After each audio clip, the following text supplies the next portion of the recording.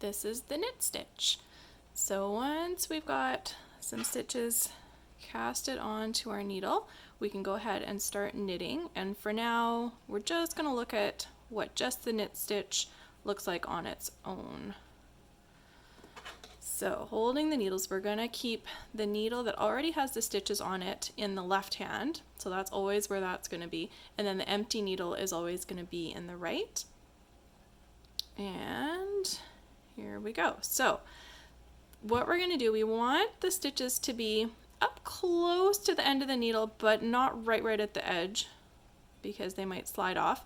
And you can always support with your finger as well. But we're going to be up fairly close to that end. So we're going to take our right needle and go left to right, front to back into that first stitch. So I'll bring it up here.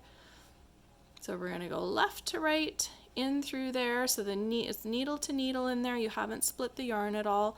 Right straight through. So now the needles are crossed. And just for this very first stitch, we're going to hold the tail from our cast on together with the yarn just to keep that stitch from loosening. So once we've got the needle through there, we're going to take the yarn together with the tail for now. We're going to go clockwise around that bottom needle, the right needle, and we're going to pull that first stitch through. And it's going to slide off the left needle, and now it's on our right. So from now on, we're just going to drop that tail and just ignore it as we continue on here. So we're going to take, again, the right needle, left to right, front to back through that next stitch, and clockwise around, pulling it through. And then you just continue. Same thing every time. And we'll just knit up to the end here just so I can turn and go back and show you what that's like. And as I'm knitting here, I'm what's called tensioning my yarn. So I'm holding the yarn a certain way in my fingers so that it's not really loose coming from the ball. For now, you don't have to worry about that. You can just let it hang loose and just pick it up each time and loop it around. It just makes it a little bit faster having the tensioning, and it'll make your stitches a little bit more even.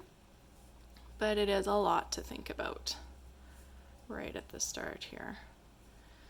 So as you go, you're going to be sort of working with your left hand, especially with your index finger, to move the stitches towards the end if they're a bit sticky on the needle. And then each time you make a stitch on the right, you want to make sure that you get it up over the bigger part of the needle and you're not just on the tip, just so they don't get super tight there, and it's going to make it hard to knit into when you go back. Okay, so we got to the end. So now our left needle that had the stitches is empty, everything's on the right, and we're just going to switch it back and do the same thing again. So taking that right needle, it becomes the left again, empty needle goes to the right, and we're going to knit back just so I can show you what's going to happen with that first stitch that we did.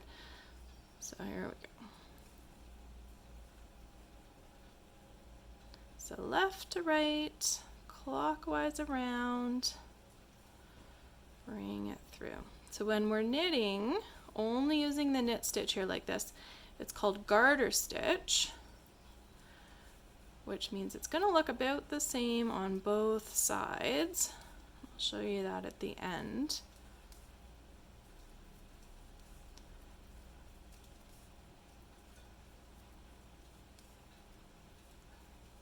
And we're almost back here. Okay, so now this last stitch, which was our very first stitch, is actually going to look like two stitches. So you can see there's two little loops of yarn on there, but that's only because we used the tail together, so it looks like two. So all we're going to do just for this very first one, the only time we need to do it, we're just going to go through both strands there and just knit it just as if it was one. and that's it. And then that won't happen again. Everything else now will just look like one. So you can see we've got a nice row of stitches on there. What I was talking about with the garter stitch, you can see there's a row of bumps on this side, and then if we flip it over and look at the other side, same thing. So it's just going to alternate as our knitting grows. It's just going to keep increasing like that. So there will always be a row of bumps alternating with a row of smoother stitches, and that makes the garter stitch, and that's our knit stitch.